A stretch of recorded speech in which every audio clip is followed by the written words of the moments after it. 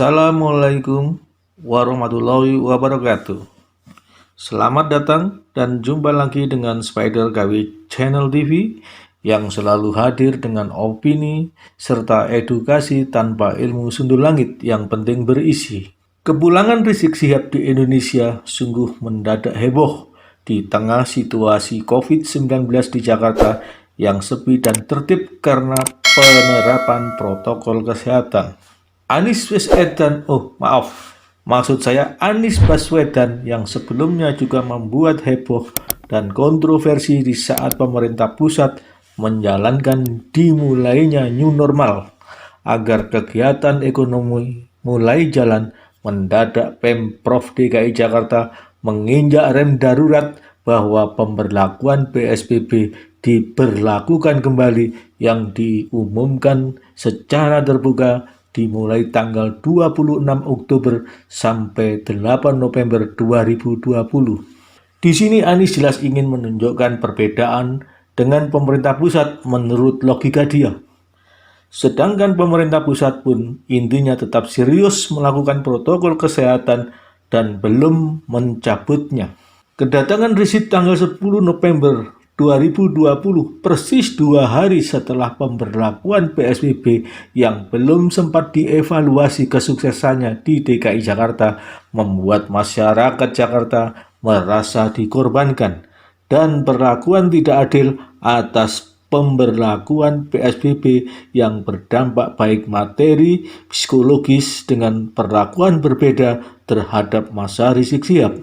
Situasi penjemputan kedatangan Rizik Syihab di Bandara Soekarno-Hatta yang sangat heboh melibatkan massa yang begitu banyak hingga ribuan dan hanya terkesan untuk membuat image secara sosial maupun politik mendapat perlakuan yang sangat istimewa dan berbeda dengan masyarakat lainnya. Secara sosial, penjemputan tersebut ingin menunjukkan bahwa telah ada ormas besar agama yaitu FPI di bawah komandonya selain NU dan Muhammadiyah. Secara politik ingin menunjukkan bargaining position atau posisi tawar kepada pemerintah bahwa ormas dan gerakan mereka patut diperhitungkan. Namun sayangnya ormas FPI ini yang seolah mencitrakan diri sebagai ormas Islam, namun porsi terbesar dakwahnya adalah politik.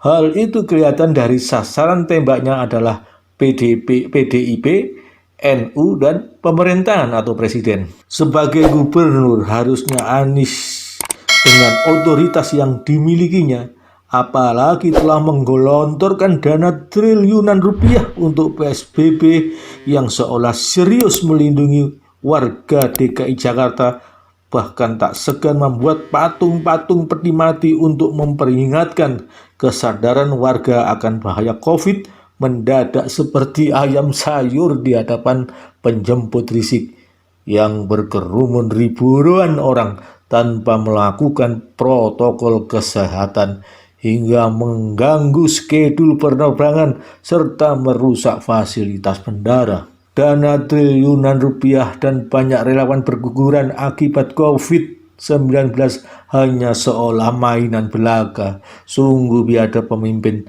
yang demikian dan semua diam saja. Muncullah Nyai Rempong yang dikenal publik sebagai figur kontroversial tiba-tiba berteriak seolah mewakili masyarakat yang selama ini diam dan terganggu oleh kegiatan gaduh tersebut yang isinya pelanggaran protokol kesehatan, nyinyiran, show of force seolah ulama besar cucu Nabi yang dizolimi pemerintah, merusak fasilitas umum dan merugikan aktivitas masyarakat lainnya dan pengusaha penerbangan.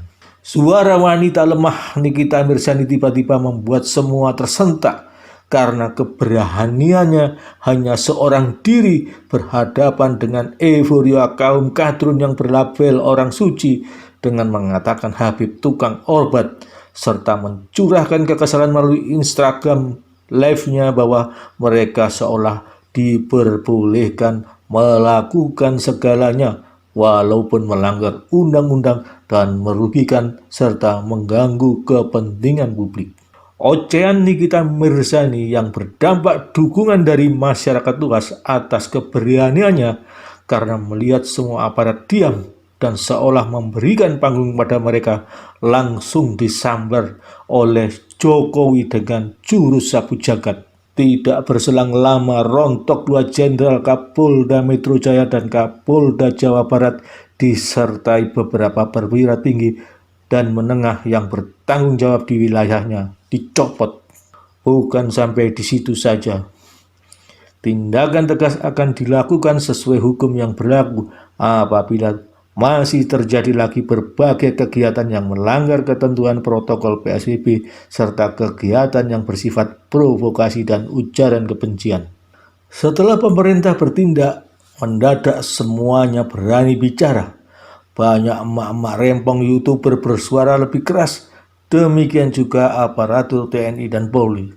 Semoga jurus sapu jagat Jokowi juga ampuh untuk menghentikan segala cacian dan makian serta kata-kata provokatif dan agitatif yang selama ini menghiasi dunia maya bak sampah busuk yang berhamburan. Demikian juga untuk kegiatan massa yang akan menyuarakan aspirasinya seperti demo buruh, mahasiswa atau ormas di jalanan jangan lebih dari 500 orang. Dan apabila dirasa lebih harus dipecah menjadi beberapa kelompok dan dibatasi agar tidak mengganggu ketertiban umum.